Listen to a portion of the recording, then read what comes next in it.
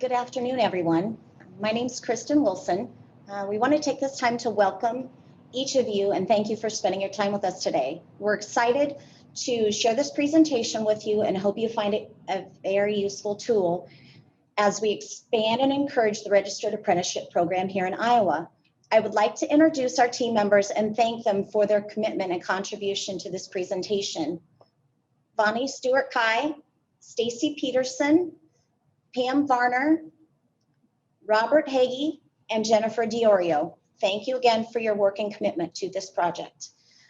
We ask that each of you in attendance place your questions in the Q&A as we will be having our moderators respond to your questions. Our presenter today is Bonnie Stewart-Kai. Bonnie has been connecting businesses with qualified job seekers since 2000. She is a business marketing specialist who builds relationships with employers to assess their talent and recruitment needs. Bonnie shares free statewide initiatives that help businesses with career development, tax incentives, and staff shortages, reentry, and registered apprenticeship options. Bonnie also serves as a conduit between qualified job seekers and quality employers for the American Job Center Network. Thank you, everyone. Enjoy your day. Good afternoon, everybody. We're going to begin with a quick video. These are the presentation team members. Here we go.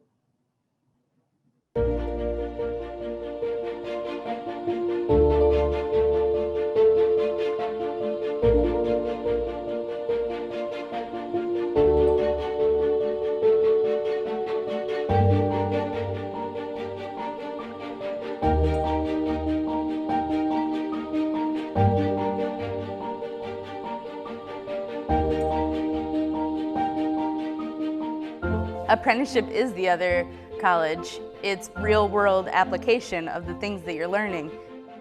There are people here at Jarvis who pursued a degree and they're more than qualified to do the job that they do also, but I think that I am also as qualified. I just learned in a different way. One of the reasons why I didn't go into college right away was because I knew that dealing with debt at such a young age especially can be very, very stressful. I guess it's more of in a board game where you skip ahead 4 spaces and advance to payday.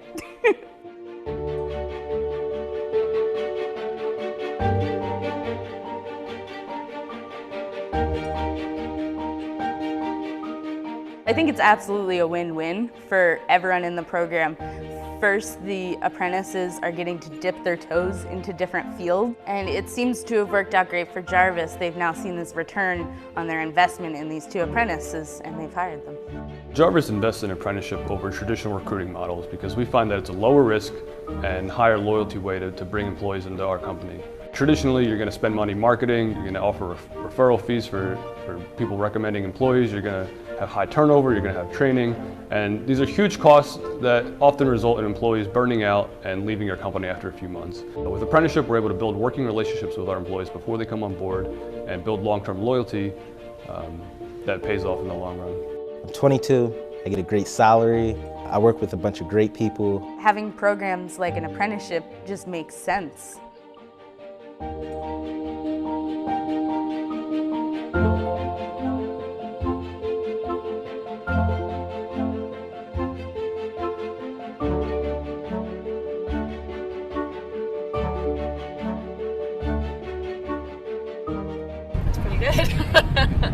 No, it's great. It's a great direction to go. I would hope that my kid, depending on what his interests and aptitudes are, if he's like ready when he's at that age to go out and get a job, that he would consider doing an apprenticeship. Where can I sign up? No, seriously.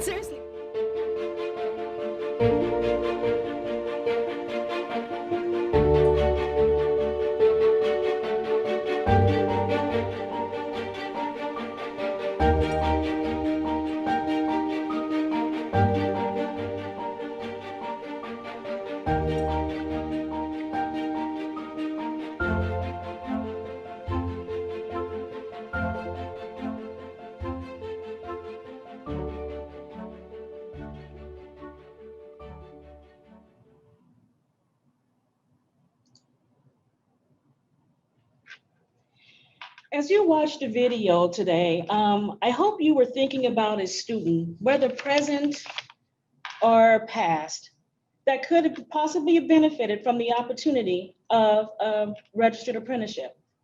Because it's a form of developing a working relationship and developing long-term loyalty with an organization as you move through the ranks of the apprenticeship.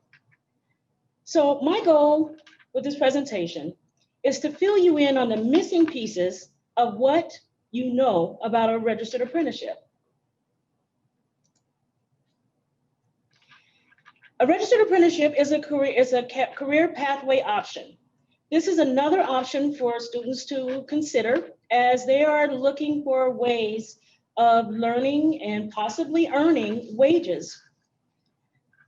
Their opportunity to be able to be paid. They receive specific training in the career field.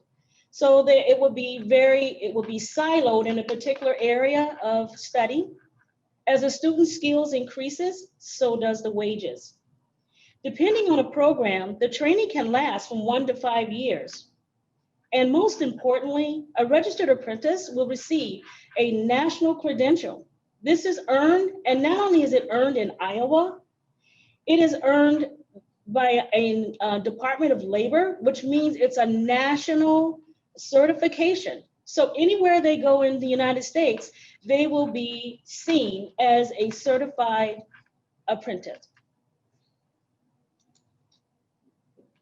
Now, I don't know if you're like me, but I love visual aids. Here's a visual aid of comparing an apprenticeship versus a traditional learning. We have student one, which I call Billy, and we have student 2, which we're going to call her Gail. If you notice from the mapping here, they both start out at the same time. Billy, he's going on to traditional education. By the second year of school, now of course he's graduated his second year, so a possible associate degree. He has not earned any wages along the way. So then after graduation, the goal is for him to become employed and then engage in experience of that occupation. Whereas Gail, she starts with an apprenticeship. She has her education, and along the way, she's not only earning wages, but she's experiencing the job as it entails with the education. She's learning concurrently. And as the model continues, you will see that over time, Gail will end up earning more wages than Billy. Over time, their paths will never cross. So this is just a visual aid of how the differences are between an apprenticeship model and a traditional model. How does an apprenticeship work? Well, a registered apprenticeship is a job. There's an application and interview that it is part of the process. And there are some registered apprenticeships that require an assessment. Now, with that being said, I often, when I'm presenting to students, I'll say, if you're in the sports or if you're an athlete, do you just walk on the field without having some training or experience? No, because a registered apprenticeship, you are actually competing for an opportunity in the classroom and for the registered apprenticeship. So that's the reason why it's necessary to have the application and interview. The next is an agreement to follow the rules and training requirements of the program.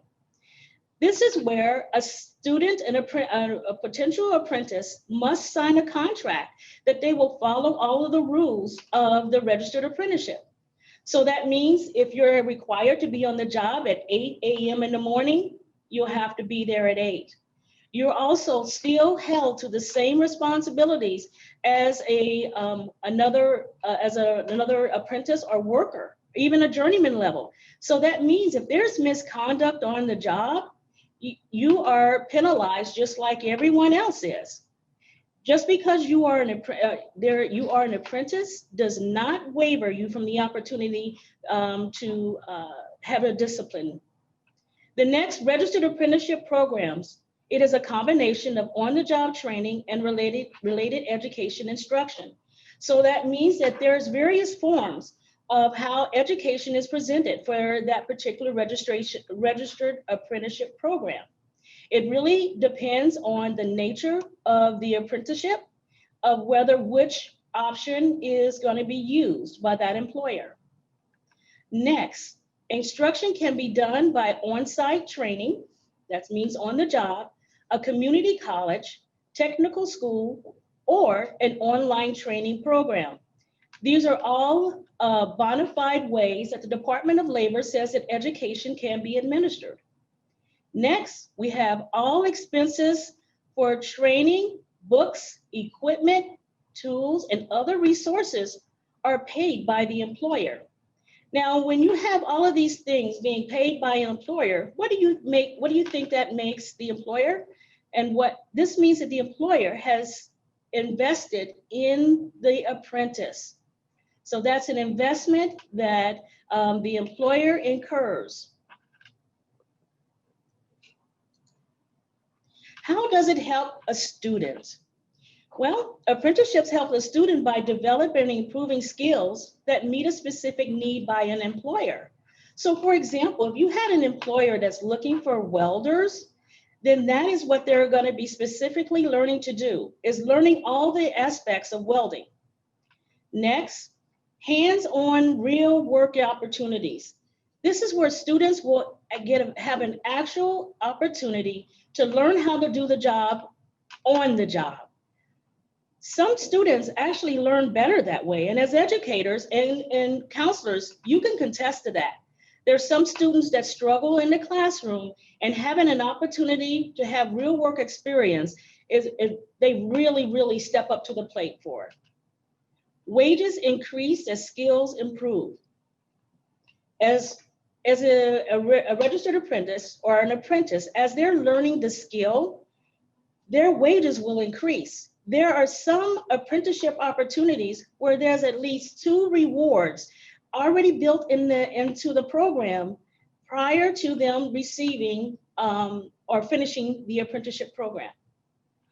The relationship building with assigned mentors. This is very essential. Every apprentice is assigned maybe 1 or more mentors as they're learning the tools of their new trade, if they're learning their new skill. And that builds these relationships with mentors, which means it's developing healthy relationships. They're learning how to get to work on time. They're learning how to conduct themselves on the work site. So that's a real plus for apprentices. The new skill will be nationally recognized by the Department of Labor. As I mentioned earlier, the Department of Labor actually is responsible for creating that credential for the registered apprentice. And most importantly, there is no student debt.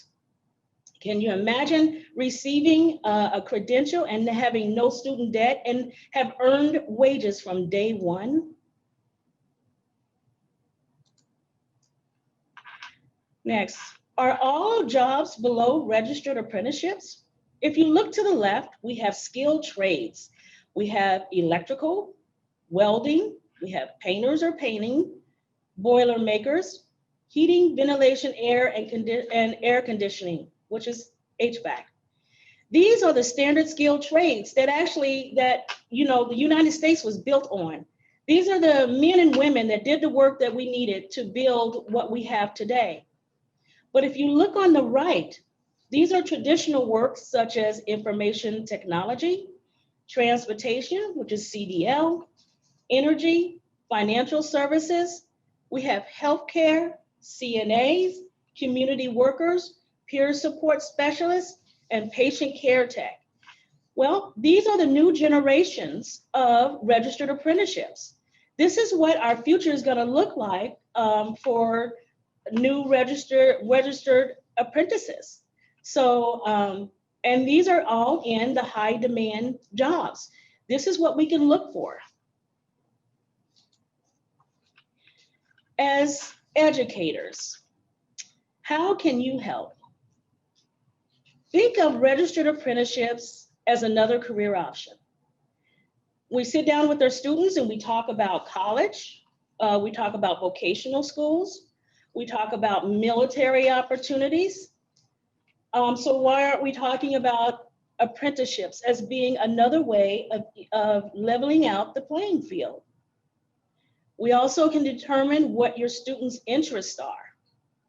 I want to take you to futurereadyiowa.gov.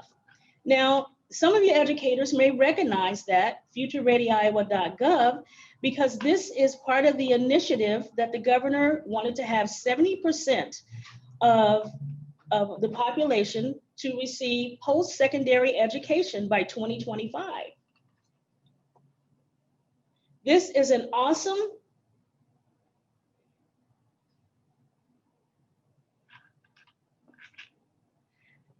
This is Future Ready Iowa, where you can actually take your students. And if you notice at the top, you have your home, you have adult learners, high school students, employers, and we have information for teachers and counselors of how you can incorporate this into your classrooms. The interest inventory is located here for the high school students, in which there are 2 types of questions. We have a 6 questionnaire in which the student can answer questions to determine what are their interest levels. It's called Explore Your Interests. We also have one that has 60 questions. Now, of course, the 60 questions are going to give you much more of a vast idea of what the interests are for the student. Now, along with that, there's also something called Iowa's Career Coach. This is also a very good way of looking at some options that the system recommends for students.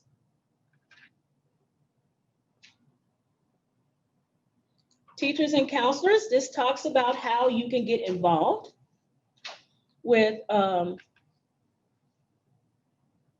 initiatives that are focused on Future Ready Iowa. They talk about the clearinghouse for work-based learning. This is where you can connect students and employers for shared opportunities, and information about the Last Dollar Scholar for those individuals, students that are interested in going on to college.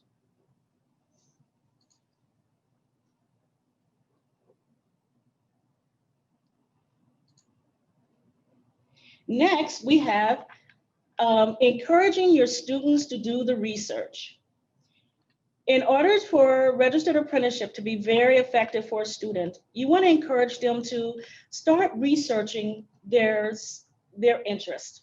So if they've already taken the Future Ready Iowa interest inventory, they can now do the Earn and Learn Iowa and see what apprenticeships are currently within the state that they can maybe consider to do.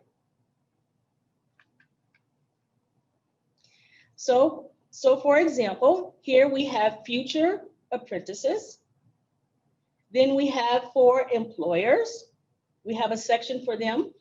And for future apprentices, you could select, and it gives you information on how to start. There's various videos on different things related to different career paths. I would encourage your students to take a look at that, as well as if they have a specific sector that they're interested in, they can put that information in and it will share that as well.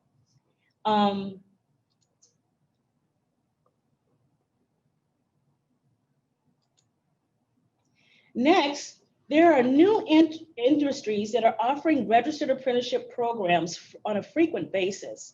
And in order to find those out, if you go to www.iowaworks.com, which is .gov, www.iowaworks.gov. I apologize about that. You will see that this is this is where you can look for jobs that will have been posted that are specifically for registered apprenticeships, where employers are reaching out and recruiting for apprentices. They will have to establish a username and a password, but as an instructor, you could probably use one that's universal, so students can see the information that is there.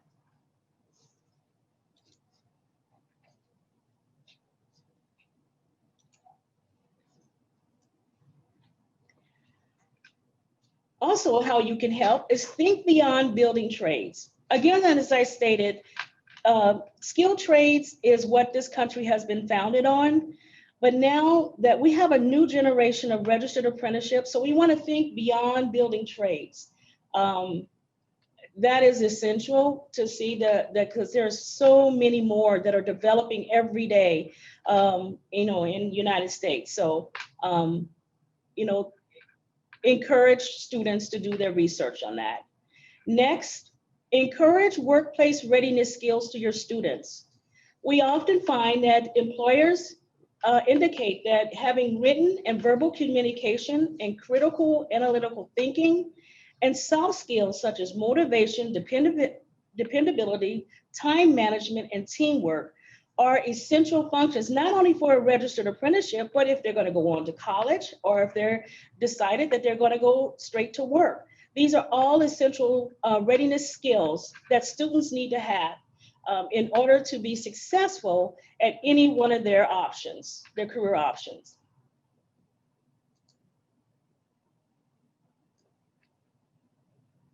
Now I will have Pam from our Creston office to introduce our speaker.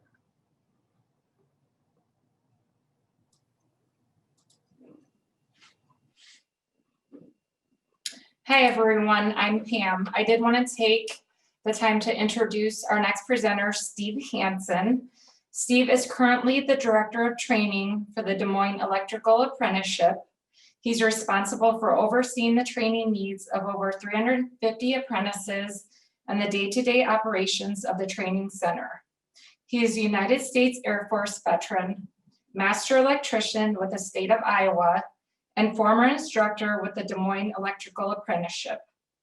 Before coming to the training center in 2012, Steve worked as an electrician for over 22 years.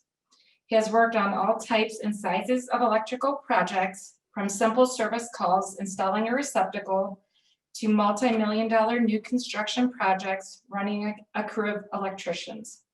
Steve has been a member of IBEW Local 347 since 1990 and completed his electrical apprenticeship in 1995. Welcome, Steve. Thank you, Pam. Welcome, everybody. I'd like to start out by just explaining a little bit what we do. Will I be able to screen share, Pam?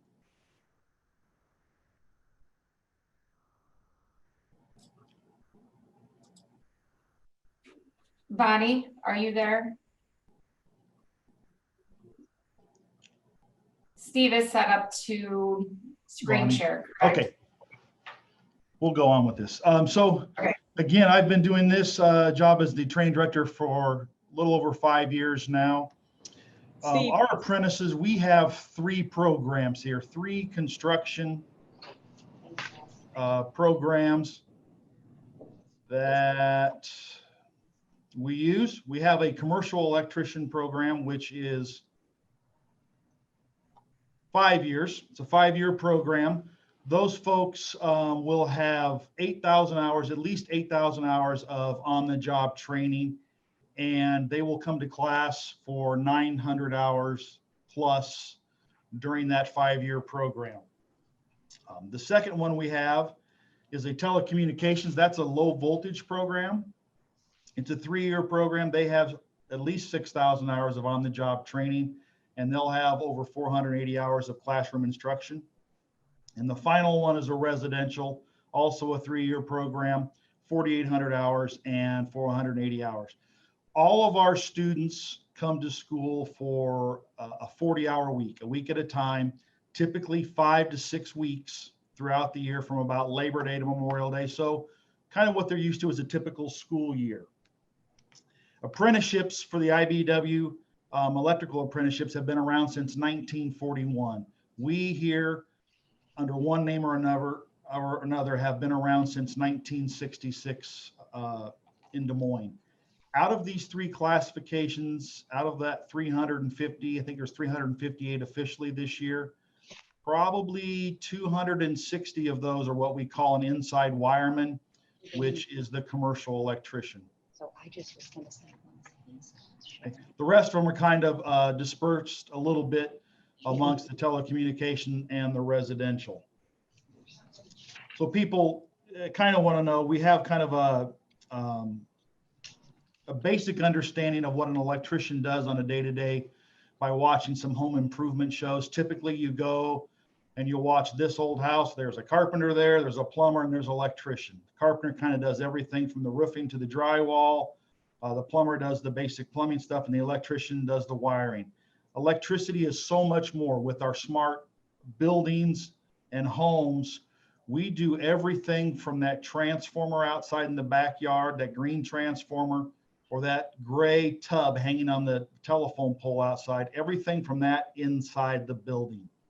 We do the lighting, the power, the climate control systems, the phone, internet, fiber optics. It's everything that is electrically oriented inside the building. We are a construction apprenticeship. Some people ask sometimes, do we do anything with like IT support or computer programming? We do not. We are more of the installers, the troubleshooters, the repairers of the physical systems inside the building. They do dabble a little bit in the programming, if it's a very basic programming, an additional fire smoke detector head in a commercial thing, or maybe setting up some extra cameras for security. So you may wonder, inside wireman. Why is it inside wireman? There is another classification of electricians. They are outside linemen. Those are the guys that work on the distribution lines between towns. Those are the folks that you see whenever there's an ice storm or a hurricane comes through. We do not train those folks. So they're outside linemen, we're inside wiremen. So in our 5-year program, you can work on all types of systems in everything. I can work on hospitals, schools, gas stations, houses, high rises, all that kind of stuff. If you're in the telecommunications program, you're going to work on some of those same buildings. In fact, all those same buildings, with the caveat that you're not going to work on anything that has more than 50 volts. Anything higher than 50 volts falls into an OSHA requirement that it's locked out, tagged out before working on it. So our telecom techs work on anything lower than 50 volts. So they're going to do a lot of security things, a lot of network cabling to make the internet work inside your building, a lot of security systems. And then when we talk about the residential wiremen, they are just limited to those dwelling units defined in the National Electric Code, apartments, houses, condominiums. They'll do a lot of those same systems that the telecommunications techs do, maybe some cabling, phone cabling anymore, if they're still doing that in houses, cable TV, but they will not work on any of the hospitals or restaurants. That's the reason why that the first one, the inside wireman, is a 5-year program. They cover so much more stuff. So while our apprentices here, they're going to go out and work for one of our contractors for all the weeks that we're not here. They're going to get, like Vonnie was saying, they're going to have scheduled raises throughout their apprenticeship. As they complete requirements for on-the-job training hours and classroom completion, they get a raise. They start out, we'll talk about that. They start out like in the residential, about $15 an hour, but we've got to understand that on top of that are health insurance benefits and a little bit of retirement benefits. So within about 3 months of starting, you've built up enough funds to have full health insurance benefits. So when we talk about starting wages per hour, that's on their check. There is no deduction off of that to pay for health insurance. That's already covered under the contract. So there's no additional cost to them other than maybe a copay. They are not paid while they're in school for those 5 or 6 weeks.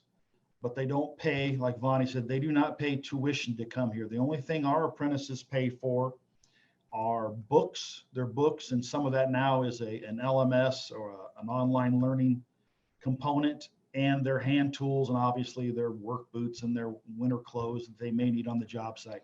They pay for that. Otherwise, it's tuition free. How we get paid, how we can do that is because our journeymen and our contractors all contribute a 1% of payroll into the training center. That pays for my wages, it pays for the lab materials, the classrooms, my instructor staff. So kind of giving back. I always tell the apprentices it's a good way to give back. Once you're a journeyman, you go out and you're paying it forward to the next generation of electricians. Currently, a journeyman, union journeyman in the state of Iowa, central Iowa here anyway, $24.15 after 3 years. You do the math on that quick. In addition to that $24.15, and that basically on a 2,000 hour year, $48,000, there's also an additional about $22,000 added to that. That is part of their health insurance and their pension 401k contribution. So it's going to take it up to $70,000 pretty quickly on a 2,000 hour year. Telecommunications, they start out a little less. They make a little more when they get out of their 3-year program. Quick math on that, $55,000, almost $56,000. And on top of that, they get an additional $26,000 in health insurance benefits, pension 401k benefits. And I mentioned earlier that I have, out of my 358 apprentices, that 260 some are inside wiremen. Why? It's 5 years. Why is it longer? They start out about $14.88. Journeyman rate, $36.50. Actually, it's $37.20 now. So that's easily into the 70s. Just if you're working 2,000 hours on your check, you add to that an additional $34,000 in wages and benefits. So it's a $100,000 a year job after 5 years. Whenever I'm talking to students or potential apprentices, I always want to clarify that at the end of this, right, you're a journeyman, it doesn't have to stop there. All of our contractors who hire these young men and women were at one point in time, they were an apprentice. They went through the apprenticeship. They've moved up the ladder in those companies to a project manager, maybe a foreman on a job site or a general foreman, to the point where they own some of these companies. All of my 6 instructors are inside wiremen. They worked in the trade for anywhere from 10 to one has 30 years in the trade. And they've decided to come in here and kind of give back and teach. So our students are learning from guys who've been there, done that, so to speak. When we talk about things in class that are kind of complicated, some code things, some theory things, those guys can relate that to real world experiences that they have had in the field throughout their careers.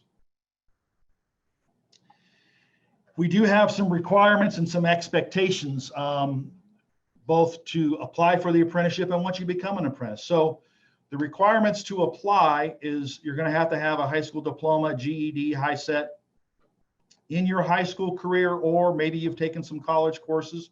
We require a minimum of 1 year of high school algebra or 1 semester of college algebra with a passing grade. Okay, some people try to come in without a passing grade, and that's not setting them up for success when they come into the classroom. We dive into, when we're talking about AC, alternating current theory, we're talking about sine waves, we're adding vectors, we're figuring sine, cosine, tangents of some of these things. We're talking about conduit bending. We kind of delve into trig a little bit. So if I were to suggest to you some of the skill sets that we would look for in an applicant, their high school grades, if they've had a lot of math and science classes, that's going to make them successful, whether they choose an apprenticeship or they choose to go to college. The more you know, sometimes the easier that is, even if you're kind of going to go back and revisit those topics when we get here. If they do not have anything but high school algebra, that's fine. We will get them up to speed in the classroom, in the training, to be able to tackle some of those trigonometric functions that we do here. They're going to have a valid driver's license. Our contractors cover 28 counties here in central Iowa. So there may be a time when an apprentice is at work here in Des Moines and they've got to drive up to Fort Dodge to work. So they're going to have a valid driver's license. There may be a time when they need to take the company truck to run and get material at the wholesale house to keep the job going. They're going to need a valid driver's license. We do have a $25 administrative fee to apply. And all of our applications, right now we've kind of suspended with the COVID outbreak. The increased numbers, we're not at the current time taking in-person applications, but our applications are available 24/7 online. You can fill that out, have your school send official transcripts into us, have them mail them in to us, and get your high school diploma, and we can get them started on the process. So once they apply and they've met that, we have an aptitude test that's put together by our national curriculum. It is part reading comprehension, part mathematics, not necessarily just algebra. Those two sections are combined to a composite score between 1 and 9, with 9 being the highest. In order to move to the next step, you have to at least score a 4. We have found that in all the years we've been doing it now, that it really doesn't matter whether you score a 9 or a 4. A lot of times effort can overcome natural born ability or knowledge to get you through the program. Some of our people who test in at a 9 struggle with the work part of it, where if you're in that 4 to 5 range, you're fine to be in this program. Once they get the aptitude test done, we bring them in to interview, and it can be quite intimidating, especially for somebody in high school who's not used to interviewing. It is an interview in front of a board. Those boards represent the management side and the labor side. So, for example, yesterday we interviewed about 12 applicants for the apprenticeship. There were eight people in that room plus myself, so there were nine guys in that room, and it can be quite intimidating. It's a standard set of questions they asked. They asked every applicant the same question. It can get quite mundane in there, but they're going to have to come in for an interview depending on which program they apply for. All those programs have different interview committees because they're all 3 separate programs. You get an interview, you get a score.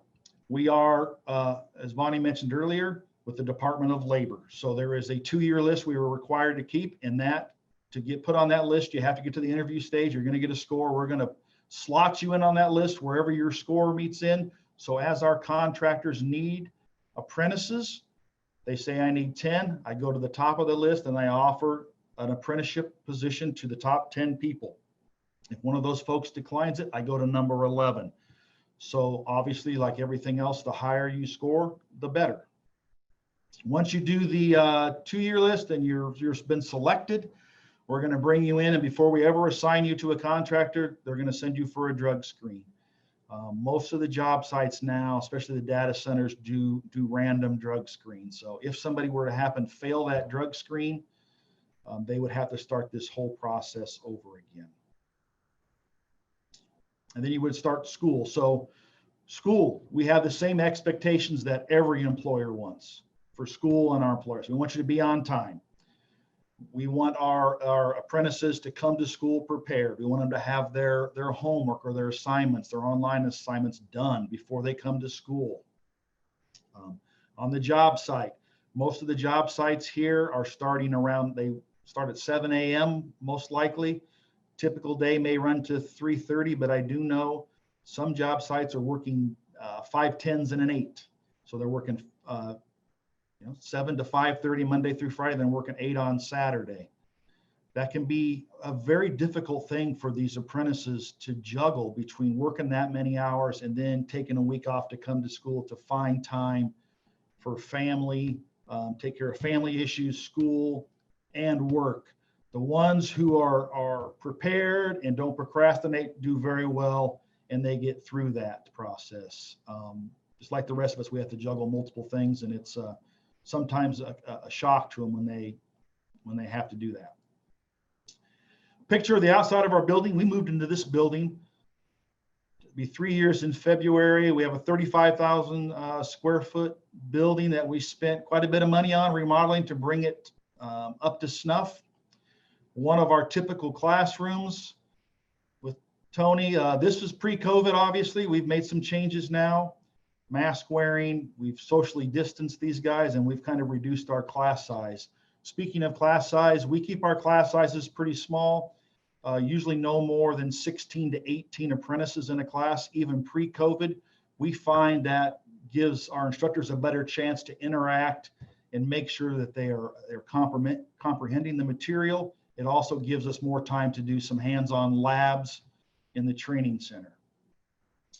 We have a break area for our students. A couple of our apprentices working on a fire alarm, so they're not only going to learn about the fire alarm and the National Electric Code and some theories behind that, but we're going to take them out in the lab and we're going to have them wire those devices up, turn that system on, make their mistakes here in the training center so that when they go out to the job site, they're doing a good job, not only for their contractor, but for their customer, who's the ultimate person we're trying to keep happy. Like I said, we have 6 instructors looking down the hallway there, some of our rooms, another fire alarm lab.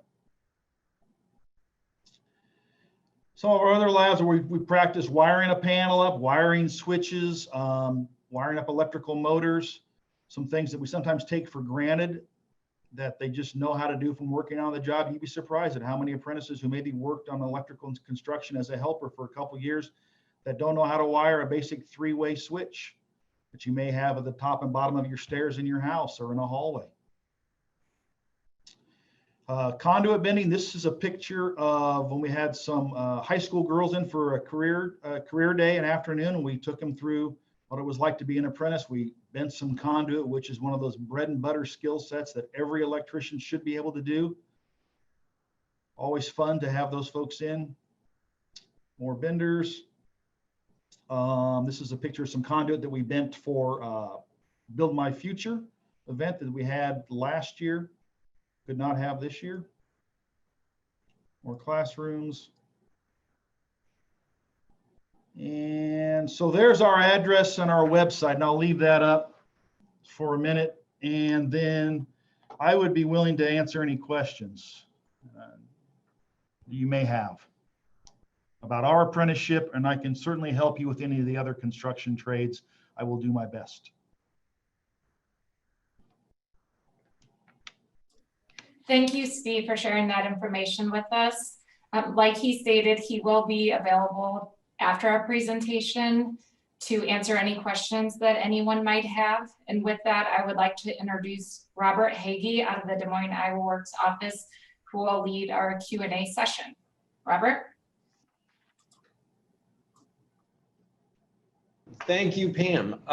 So yeah, Steve, we did have some questions already, so let's just start this off. So the first question is, so if I have a senior who is interested, when should they start the process or contact you? And then do they have to wait until they've graduated, or can they contact you prior to that? They can actually apply for the apprenticeship when they're 17. So, you know, one of the requirements is they have a high school diploma. We don't need that initially to apply when they're 17. All we need is a letter from their guidance counselor saying that they are on track to graduate in May. We'll take that letter, we'll let them start that whole aptitude test, application, interview process, but they cannot start work on a job site until they're 18 years old. OSHA rules, child labor laws. We want to make sure they're safe. Construction sites they've really improved over the last 30, 40 years, but they are still dangerous places if you're not, have your wits about you. Okay. And does your program, do they work for those who have guard or reserve duty? So do you accommodate for, you know, them having the drill weekends and Yes, we train Monday through Friday. The contractors, we talk about those Saturdays. We are, as a veteran myself, we absolutely, we work with those folks. I've moved apprentices around where maybe they had they were called up or something in the middle of the school year. We will do everything in our power to put them right back in where they were. Yeah, absolutely. And So I have a question. So do you have any traits that you feel are really important as that makes a good apprentice for you? So some of the best apprentices we have are those ones that kind of like that hands-on work. They don't envision themselves sitting behind a desk. They like to get out there and do. A mechanical aptitude is great. If they liked putting together Legos, working on their car, doing workshop things, building stuff, those are great apprentices. And they have to, the other side of that is they've also got to be a good student. We don't need necessarily people who are qualified to go to engineering school. We're not doing that level, but we do need somebody that's pretty strong in school, because it is a two-part program. You've got to be able to do the job in the classroom. So I will add, if I might, at the end of the program, they have to take a state license exam for our residential and our commercial program. There's a state license exam administered by the state of Iowa. The pass rate for that license exam, statewide, union, non-union, whoever's taken it, is only 40% on the first attempt. That's not good. For the last, since we've been around and they've had state licensing, we average above 96% every year with our apprentices. So as tough as our selection procedures may sound like, and as our classes, I think we do an excellent job in preparing these folks to make that next step to be a journeyman. Okay. So next question, I work, so we have a Denise Carrington wrote, I work with people of various ages. Is this okay with the apprenticeship programs? And do you have any, how about language barriers? Do you work with anyone to accommodate as far as language barriers? So the ages, we've had them apply in all ages. The only thing I can say, I've seen 60-year-old men who were in better shape than some 20-year-old men, right? You've got to be able to do the work, and it is construction. It can be quite strenuous for some people. So I have apprentices in here as young as 18 right now, and I have one who's 54. So it doesn't matter. We're going to follow all those EEO guidelines. We're not going to discriminate, but they've really got to do a check, because even though I may be 54 years old and I'm a first-year apprentice, I'm going to task you with tasks on the job site that any other first-year apprentice would do. And just like any other job, some of those are moving material or digging a trench and things like that. And if that's not for you, then that could be a problem. Language. We do not, language is a tough one right now. I know as we're going to have to address that, but right now we don't have any way to accommodate anybody who's not a native, who can't speak English. None of our instructors are bilingual, so. Do you encourage women to sign up for your program? Absolutely. I would love to get more. When we do those girls in construction days, and we do a lot of these things, we specifically targeting those. This is not necessarily a job just for big, burly, Dwayne "The Rock" Johnson kind of guys, right? To bend conduit and pull the wire. With all the safety things in place now, nobody wants anybody to get hurt. There are a lot of equipment, team lifts, and things like that. We have some females in the apprenticeship, not as many as I like. And they tend to gravitate towards that telecom side of it. It's not quite as strenuous. I mean, the telecom folks aren't going to be on the job site providing temporary power, forcing in huge conduits and wires. So they like that. It's a little shorter, pays very well. But I encourage all women, anybody to apply. Okay. And you had talked a little bit about the physical requirements. Could you, I guess, elaborate a little more on what those physical requirements are? So the standards are going to say that there's no really, you don't have to lift 50 pounds or anything. There's nothing, we're not going to give you a physical exam. Okay, but you're going to say that, obviously you're going to have to work at heights. You're an electrician, right? There's pole lights in a parking lot. Somebody's got to go change the bulb. So you probably shouldn't be afraid of heights. There are also crawl spaces that you're going to have to be comfortable in, crawling in.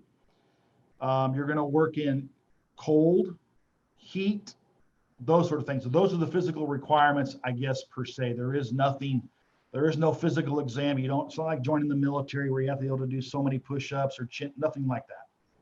Okay. So as far as basic qualifications, so do they need to know a lot about let's say, electrical work prior to, joining the apprenticeship program?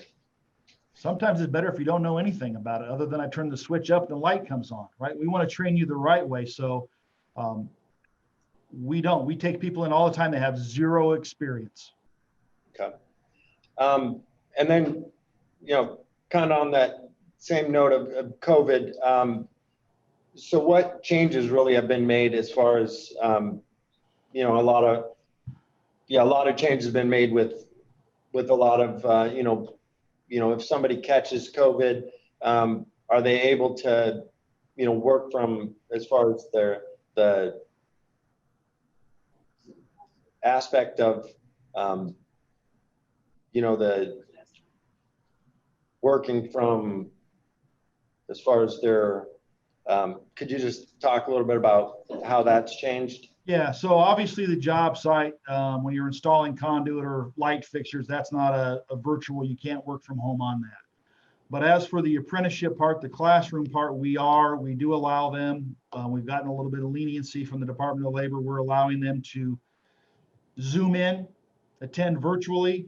In fact, it's happened every week since we've returned to class this September. There's one or two that are in. Our instructors are getting more and more familiar. So they're just going to attend virtually just like we are today. And maybe their classmates are in. We're requiring 100% mask.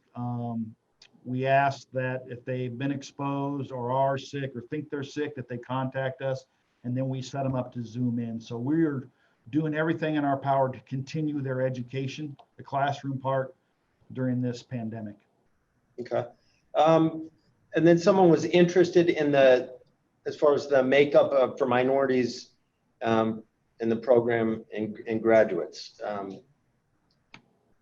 It's tough. We reach out. I go to Latino Festival. I go to all kinds of events trying to encourage folks to come in.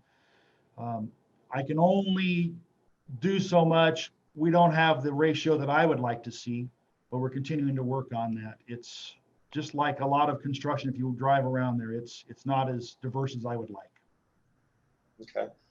And then if someone doesn't, you talked about a little bit about that 2-year wait list or the 2-year period. If someone doesn't get placed within that 2-year period, what do they do at that point?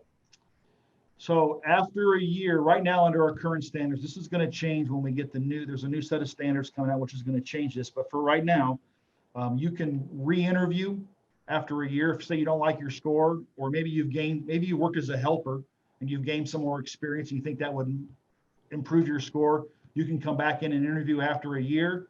Eventually, when the new standards get put in place here, that'll be, I think, 90 days. So we are trying to get these people through here. But let's say you're on that 2-year list and you don't reapply, you can reapply after 2 years. I encourage anybody, if you have anybody who's interested in this, there is so much work in here in Central Iowa for electricians. I have a list of contractors here at the training center. You can also contact the union hall that hire helpers. Helpers get paid the same as an inside first-year apprentice. You work doing the same things that an apprentice would do. It gives that individual a chance to see if this is what they like, because everybody wants to make $108,000 a year, right? They may not want to have to work for $14 an hour digging a trench for electrical conduit to get to that point. So I encourage them, if they're interested, but they're not quite sure, do that. Work for a little bit. Go through the process of applying. Then when you come in to the interview, you bring letters of recommendations or something, and you bring in a history that you kind of know what this is. I mentioned that we had 12 people interview yesterday. 9 of those 12 were currently working as helpers. We're seeing about 90% of our applicants working as helpers that come in to apply for the apprenticeship. Different from when I went through, it was probably 80% of us had no idea what electrical work was, and 20% were working as helpers. So in the last 30 years, that's flipped. Okay. So next question. So my daughter is a teacher of a low-income minority high school. Is there a way to get this presentation to her? Oh, so that'd be really a question for us. So yes, what we're going to be doing is we're going to send this presentation out at the end. We're going to email that out to anyone who's registered. So yes, where are we going to send that out. I don't know when, but hopefully here in the next couple weeks that will be sent out. So yes. Next question, are sample tests on the website? There's a list of sample questions. It's kind of in there a little ways. If you go to our parent, electricaltrainingalliance.org, you have to spell it all out. They do have some sample test questions on there. Okay. I don't know if I have that link on our website. I'll look at that and see, because that might be something I add there. But on our website, there's a bunch of information for applicants. I know I've kind of went through this pretty quick of the requirements. All that stuff is available on our website under how do I apply for an apprenticeship. It'll walk you through the 3 programs. It also gives you a breakdown of the percentages that they get paid based on the number of hours they have, completion of school, all that stuff's out there. Yes, somebody could work as a helper. In fact, I encourage them to work as a helper, even before they apply. We need helpers right now too. It's get on there, get some experience. If you love it, then apply. If you hate it, that's fine too. Okay, let's see. I think really that's all the questions that we have, unless anyone had any additional questions. If not, we'll stay on for a little bit longer if anyone had any additional questions. But Steve, I'd definitely like to thank you for taking the time. Thanks for having me today, and I know on Tuesday. And I know you said you were an Air Force veteran, so I definitely wanted to thank you for your service, and anyone here on the call today. So let's go to this last slide here, and I will definitely be able to tell you. Let me see how I get to the. Steve will have to stop sharing. I did stop share. Oh, okay. So, all right, so let me go to this next slide. Okay, so if you guys had any additional questions, you could reach out to us directly. And then here, so really what you'd want to do is contact us at 515-281-9619. You could also email us, but we definitely like to thank, again, Steve, any veterans out here. Thank you all for participating. And we hope that you guys reach back out to us and we could, share this with your students. We'd love to be able to give this information out to you guys. So again, yeah, thank you all for attending. And we look forward to seeing you soon.